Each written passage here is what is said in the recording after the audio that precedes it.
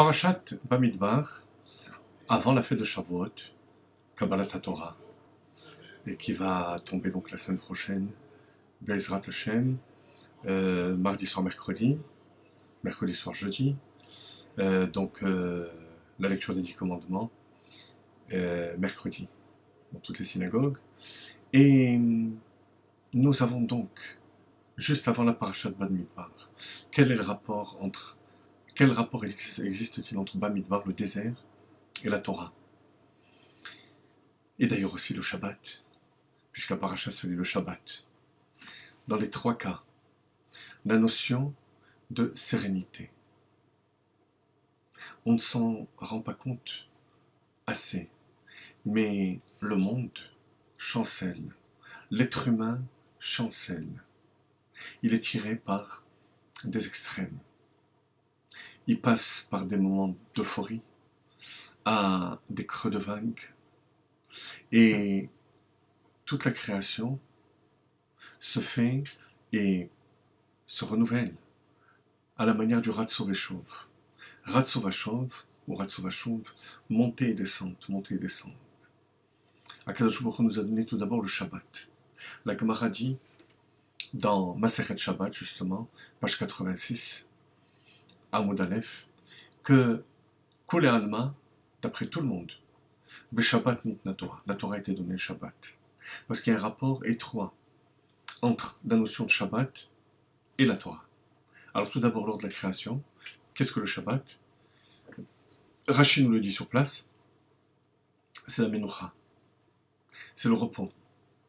Mahaya olam chaser, qu'est-ce qui manquait au monde? Menucha, bata Shabbat, bata Menucha. Shabbat est venu, et il y a eu la sérénité. La sérénité due au fait que un recul s'est opéré vis-à-vis du monde. Akadosh Baruch Hu s'est retiré du monde et a élevé de cette manière l'âme juive, chaque Shabbat, à ce niveau-là, qui est retiré des tiraillements du monde, et ça amène une menucha. Et chaque Shabbat, lorsqu'on sanctifie le Shabbat et qu'on proclame la création du monde, Yom HaShishi Vayichul HaShamayim, on atteint cette sérénité. Parce que tous ces tiraillements, tous ces détails de la création sont réunis par le Créateur, englobés par le Créateur. Et bien Shabbat, c'est la même chose. Mais 2448 ans plus tard, pendant toute cette époque, le monde tremblait. Eretz Yar'a Veshakata. Gemara Shabbat, page 88, Amud Aleph. Parce que l'univers entier était en attente du peuple juif. Est-ce que le peuple juif va recevoir la Torah ou pas? Et Yom HaShishi, le sixième jour, disent nos maîtres dans la Gemara Shabbat, ça fait allusion au 6 Sivan, où les bénis Israël allaient accepter ou pas la Torah. Et ils l'ont accepté. À ce moment-là, on va atteindre une forme de sérénité plus grande. C'est celle, non pas seulement de savoir que Dieu est un, mais qu'il y a un but à cette création. Lorsque on prend conscience que tous ces tiraillements, tous ces détails de la création, tout ce qui fait notre quotidien, sont dirigés vers un seul et même but, on atteint cette sérénité intérieure, cette menucha que confère la Torah et les mitzvot, parce que le monde a une finalité. Il est dirigé vers la volonté du Dieu unique. Voilà pour le Shabbat et la Torah. Le désert, Bamidbar. Mais le désert, c'est le contraire de cette sérénité.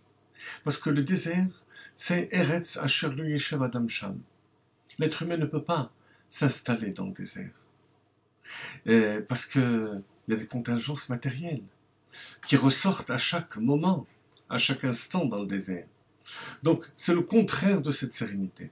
Or, le but de la Torah, du Shabbat d'abord, au niveau chronologique, et ensuite de la Torah, c'est d'amener la Menucha, le repos, la sérénité, dans le lieu dans le lieu du trouble, du désert, de l'incertitude. Les bénis Israël vont sortir, l'Erter Acharai Bamidbar, Be'eretz lo zerwa, va suivre le peuple juif dans l'incertitude totale, au niveau matériel. Pourquoi? Parce qu'il va adhérer à la source même de la sérénité, qu'est la Torah et le Shabbat. Shabbat Shalom, avant de nous souhaiter mutuellement Chag Sameach pour la fête de Shavuot. On aura le temps de faire encore un shiur avant.